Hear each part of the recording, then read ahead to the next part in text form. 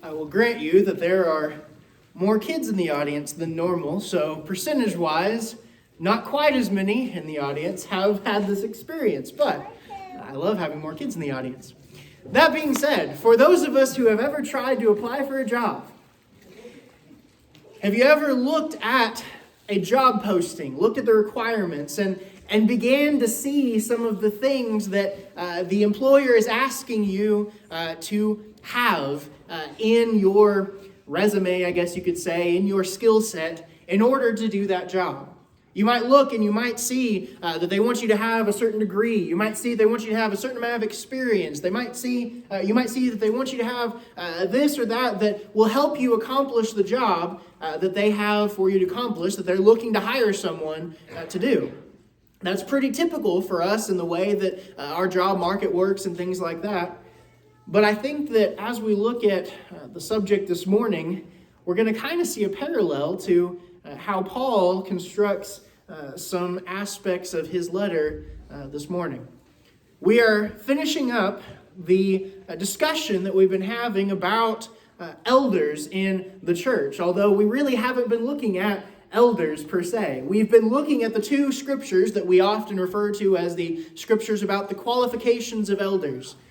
But none of these things are by any means restricted to elders or to men or to any particular set of leadership capacities in the church. All of these, as we've been looking at, are about us. All of us. Now, specifically, if we're looking at details, yes, some of these are very specific to the role of a leader, but every single thing that is contained in these two passages ultimately is something that all Christians should be striving for, at least in principle. And so we're going to finish this up this morning by looking at this idea of what God is looking for, if you will, as he is posting a job, a help wanted ad almost. Now, it is not specifically what we're looking at. It's not specifically for elders. Again, these are things that if we're going to fulfill the job of a Christian, God expects of us. Although certainly, if we're going to be leaders in the church, is expected even more. So let's look at a couple of passages in these two texts as we begin. Looking at 1 Timothy chapter 3 and verse 2. He says, "Therefore an overseer must be above reproach, the husband of one wife." We've addressed those already. But notice what he says next. "Sober-minded, self-controlled, respectable, hospitable, able to teach." If we look over in Titus chapter 1, verses 8 and 9, we see a similar list, I guess you could call it. Hospitable, verse 8, "a lover of good, self-controlled, upright, holy, and disciplined. He must hold firm to the trustworthy word as taught, so that he may be able to give instruction in sound doctrine, and also to rebuke those who contradict it." I want us to look at this list in kind of a set of categories, as if we were looking at a job posting. So, God has essentially posted a help wanted ad. I want Christians who are willing to do the job of a Christian, specifically Christians who are developing themselves to lead those who are not Christians to Christ and to lead their brothers and sisters to be better Christians. That's something that every Christian is expected to do, is help those who are not Christians become Christians, help those who are Christians become better Christians. Every one of us has that responsibility. So as we're looking at this job posting, what do we see from the words of Paul? First of all, the candidate must share our values. The candidate must share our values. There's a lot in companies, at least a lot of talk, sometimes not much meat to it, but at least a lot of talk in most companies about the idea of values, our values, corporate values, who we are. That's come about in large part because there's been a lot of criticism of companies for being very unconcerned about such things. But I want us to think about how ridiculous it is for someone to begin working in a place where they completely are against the values that company has. Think about if a vet clinic, for example, wants to hire someone to work there and someone applies who absolutely hates animals. How is that going to work out, do you think? It's not going to work out very well. And yet we see when we look at this text, there's this idea of sharing the values that God himself has stated are important. We're supposed to be lovers of good, he says. We're supposed to be upright. We're supposed to be holy. All those things are in Titus chapter 1 and verse 8. We have back in 1 Timothy chapter 3, as he's going through this list, verse 2, he says that this person is to be respectable. This person is to be, in every way, someone who wants to live up to the values that Christ has put in place in the church. In Matthew chapter 15 and verse 8, Jesus tragically describes those who do not share his values. It's ironic because he's among God's people, God's chosen people, the ones who should in every way understand God as well as anyone can understand it up until the point of Christ. And yet, as he is surrounded by these Jews, many of whom are leaders who should understand the law, he says, this people honors me with their lips, but their heart is far from me. Instead, they teach as doctrines the commandments of men. He's saying, they claim to be in my organization, but they don't share my values. Later on in the same chapter, in verse 18, there he says that those who are doing these things, who are practicing different things, they're restricting people, trying to say, you have to do this act and that act. And he says, what defiles a man doesn't come from what they do on the outside. Ultimately, it comes from the heart. What I put in is not what defiles me, it's what comes out of me, because the heart is what matters. Now, that doesn't mean he's not saying what I do is not a matter of right and wrong. There are things I need to do and not do. He's not saying that I can't take into me bad things in the sense of the influences and so forth. He's saying it's about the heart. That is the core of everything that we are, everything that we do. It's about who I am inside. In Acts chapter 8, if you remember the story of the man we sometimes call Simon the sorcerer, he was essentially a con artist, if we really want to boil it down, who convinced people that he had some kind of supernatural power. But as he began to understand the gospel that was being preached, he converted, and yet he still had some of that old mindset with him, and he wanted to keep some of the fame and the prominence that he had had. And when he expresses that, Peter very bluntly says, your heart is not right in the sight of God. But he repented, he became a Christian, but the heart wasn't right. He didn't really understand the values, the meaning, the true heart of what it took to be a Christian. In Colossians chapter 3 and verse 22, as Paul is talking to bondservants, slaves at the time, he says, you are to obey your masters not as men pleasers, as trying to please another human being, but in sincerity of heart, fearing God. He's reminding them this isn't about outward appearance. Everything that you are supposed to be doing, even in fulfilling responsibilities you might not like, it comes down to where your heart is, choosing to please God. We should ask ourselves as we think about this idea of sharing the values of Christ, how can I be a follower of Christ if I don't share his values? Yes, we can go through the motions, we can get in the water back here and say, yes, I believe in God, but if my heart's not in it, if I don't get it, if I'm not truly signing up, if I'm not truly committed, how can I follow Christ if I'm not really sharing his values? But secondly, as we look at this idea, here's one that's pretty often put on a job posting.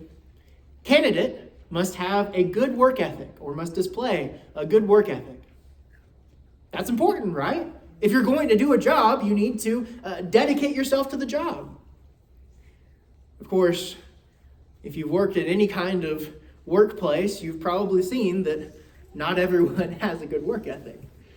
In the jobs that I've worked in, I've definitely been with some co-workers who they've done a pretty good job, and then there's been some who are clearly running out the clock, who are clearly doing the bare minimum to try and get by. And in fact, if you try and do your job to the best of your ability, they kind of get mad at you because you're making them look bad.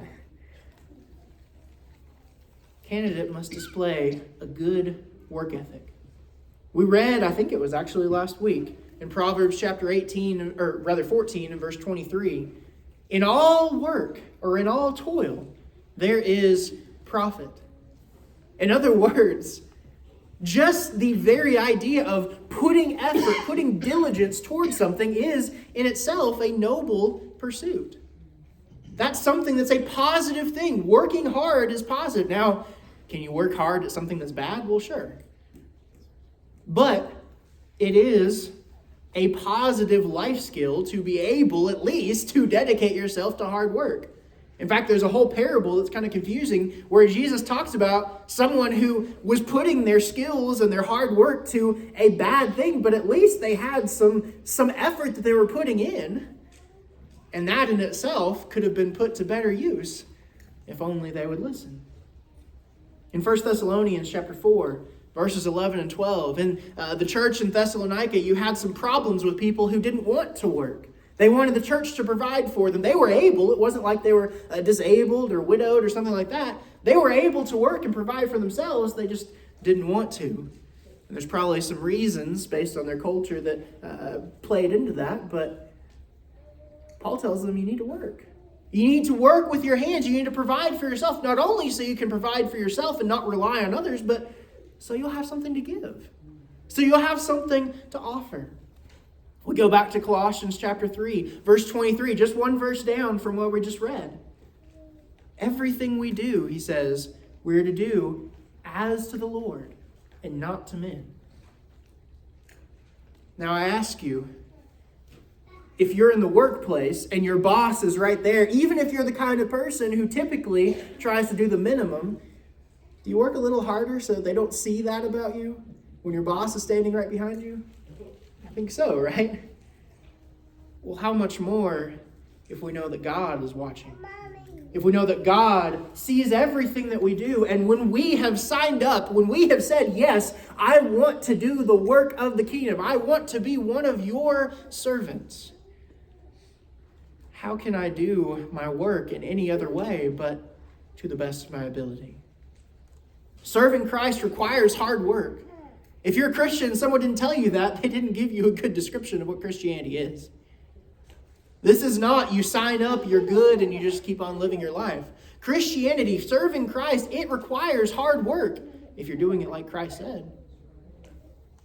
And if I don't commit, I will come up short. I will come up short in the sense of the man with the one talent who didn't do anything with it.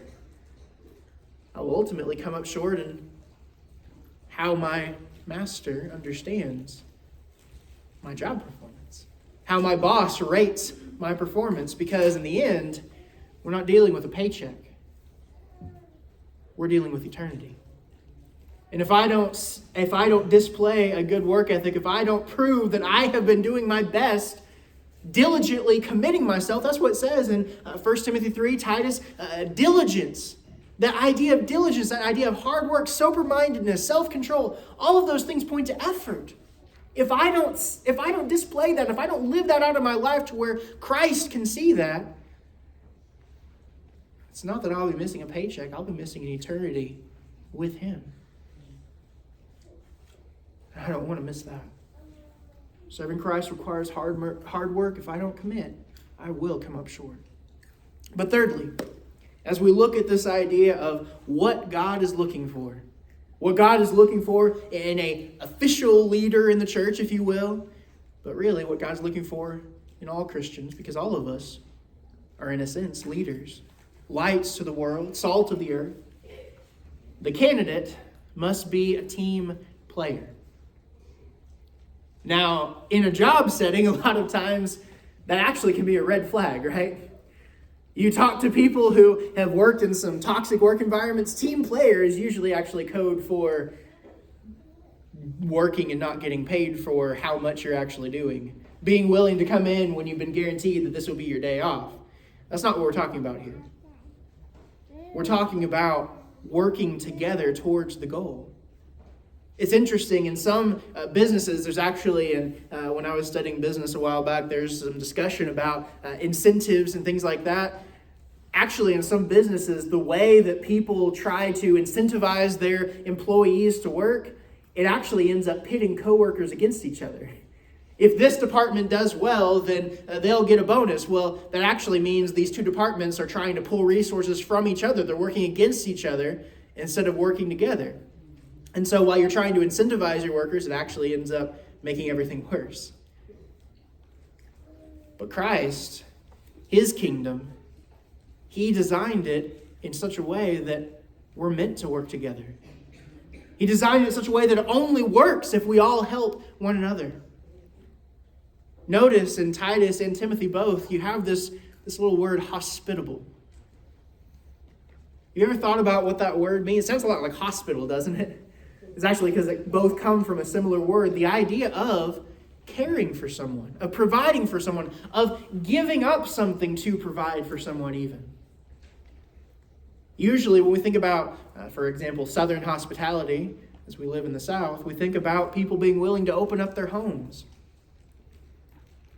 In John chapter 13 and verse 35, Jesus says something very profound that, while I'm sure we've heard it before, I don't think that in many cases we put it into action enough. Jesus says, I want everyone, I'm paraphrasing a bit, I want everyone to be able to recognize that you are my disciples by one quality: that you show love for one another. By this, all will know that you are my disciples, if you have love one for another. We even have a song about that. They will know we are Christians by our love. That's how people should recognize us. The first thing that comes to mind, oh wow, they really love others. They must be a follower of Christ. That's what it really means to be a team player in Christ's kingdom. It means to care about each other. It means to provide, to share, to work together, truly work together. In Acts chapter 4 and verse 32, we see a little glimpse of what that looked like in the early church. It says that they were so generous, they were so open with what they had, they didn't even consider their possessions to be their own. But as anyone had need, they gave. And no one was lacking anything. Now, we look at that and we might say, well, that sounds an awful lot like a cult. That's not exactly fair, given the description of that. It's not that they were not allowed to have anything of their own. This wasn't being forced on them. This was the generosity of each and every heart that was involved in the church at the time. Whatever they had, whatever was in their control, they weren't forced to give it up. Ananias and Sapphira weren't forced to donate the entire proceeds of the land. They got in trouble not for keeping part of it, but for lying about it. But the expectation was that if you truly are dedicated to the Lord's work, you'll be willing to sacrifice whatever it takes to do that work, which includes helping others, loving others. In 1 Peter chapter 4, in fact, let's turn over there. I want to read this short section in 1 Peter chapter 4. It actually kind of parallels a lot of the same concepts that you have in these passages about elders in 1 Timothy 3 and Titus 1. 1 Peter chapter 4, starting in verse 7. The end of all things is at hand. Therefore, be self-controlled and sober-minded for the sake of your prayers. That's interesting. He's tying in even how much God will listen to our prayers to how much we are fulfilling what he requires. Above all, verse 8, keep loving one another earnestly, since love covers a multitude of sins. Verse 9, here's that word again. Show hospitality to one another without grumbling. You know, it's easy to share with others and kind of be a little salty about it at the same time. Oh yeah, I'll give someone something, but I guess I have to, or else I'll look bad if I don't, but it would have been nice to keep that. Show hospitality without grumbling. Verse 10, as each has received a gift, use it to serve one another. As good stewards of God's varied grace, whoever speaks as one who speaks oracles of God. Whoever serves as one who serves by the strength that God supplies, in order that in everything God might be glorified through Jesus Christ. To him belong glory and dominion forever and ever. Amen. Isn't it interesting how many of the same words self-controlled, sober-minded, hospitable, teaching. How many of those same words are used in this description of elders? And yet Peter is not talking about elders at all. He's talking about Christians. This is an expectation for Christians. We are to share with one another. That can look like a lot of different things, but the key is, if you're going to love one another, if you're going to share with one another, if I am truly going to express the love that is taught in the New Testament, I have to at least know my brethren. I have to at least be a part of their lives. And far too often, our only interactions with one another are within these four walls. Christianity is not something that happens in this building. Christianity is something that happens in our lives. And most of it shouldn't be happening in these four walls. The most vibrant, the most obvious aspects of how we are living for Christ should be evident outside of these times that are meant to be a building up, a preparation. It's a preparation for what happens out there. Opening up my life to others is one of the best ways to love them. I remember a story that I was told by a man who was about to get married, or at least he was telling me about when he was about to get married. He had found this woman. She was great. They got along, and as it got closer and closer to the wedding, he realized something. She was someone who was raised in kind of a rich environment, had a pretty well-off family. And neither she nor her parents really liked having people over, because they were afraid it would mess up the house. They were afraid it would interfere with their lives and just kind of just keep people out there. And he realized that's not a behavior I want to be a part of. That's not what Christ demonstrated. Opening up my life to others is one of the best ways to love them. But finally, number 4, candidate must assist in training. Candidate must assist in training. In other words, as we are being recruited, if you will, to work in the kingdom of God, we're going to be expected to help train others. Both train other recruits, if you will, but also do training in-house, helping one another grow. It's funny. There's a scene from a TV show that comes to mind about pyramid schemes. Pyramid schemes are kind of designed to where you recruit someone, then they recruit more people, and they recruit more people, and hopefully the sooner you get in, the more you'll profit off of that, but the people at the bottom don't get anything once the whole thing falls apart. That's how they work. That's not what we're talking about here. There's a big difference between a pyramid scheme and a grassroots effort. A grassroots effort isn't about the profit. It's about sharing something with people. It's about helping people to understand something. The church was designed, to use our terminology, as a grassroots effort. It was not a few people at the top going out and helping people understand things, although certainly the apostles, for example, did a lot. But every single Christian was involved in teaching. Every single Christian was involved in studying with others, encouraging others, sharing the gospel with those who didn't know it. In Matthew chapter 28, a verse we often quote, he tells the disciples they are to go and make disciples of all the nations. And he tells them to teach what he's taught to others. Which means, many generations later, what we have been taught is what the apostles were taught, which includes continuing to teach others. In Hebrews chapter 5 and verse 12, I feel like this verse keeps on coming up. And yet it's a requirement for all of us. By this time, he says, you ought to be teachers.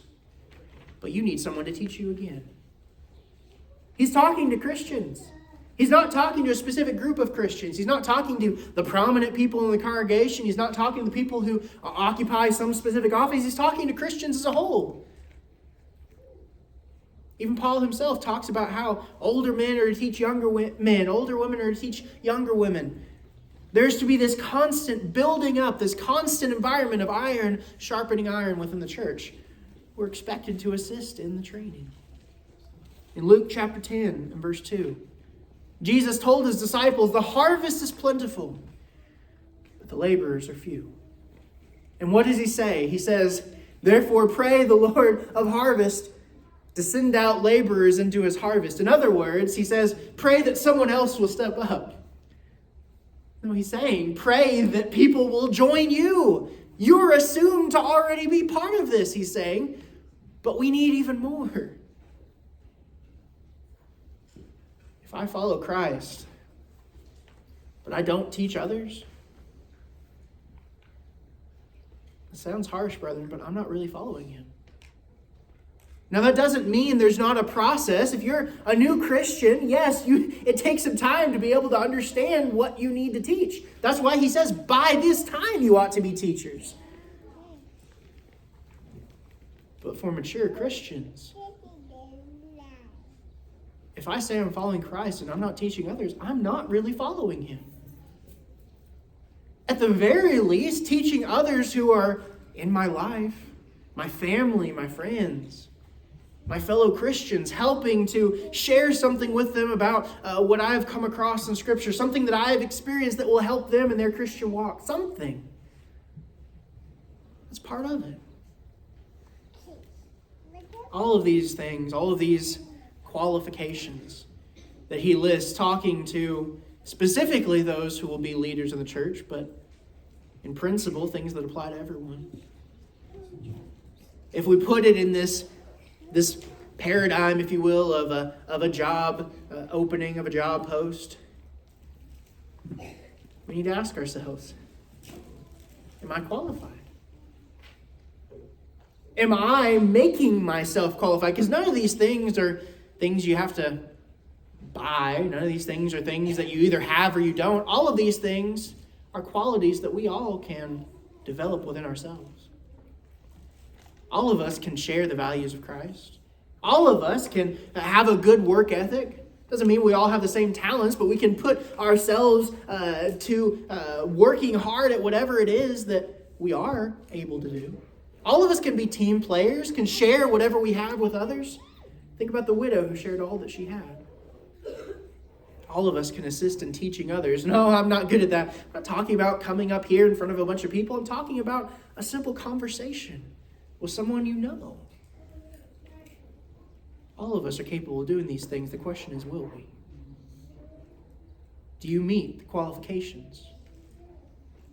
Does God want to give you the job? Well, I think for most of us, we've already accepted the position. But are we doing what he asks? Only you can answer that question this morning. But if there's something we can do to help you, if you realize perhaps you haven't been applying yourself to the role that God has given you, we want to help you. Or maybe you are not yet working for the Lord. Maybe you're not yet following him, serving him. We want to help you. We want to help you to know more about it. Yes, it is hard work. But the reward is far more than the largest paycheck that any job on this earth could offer. If we can help you in any way this morning, please let us as we stand and as we sing together.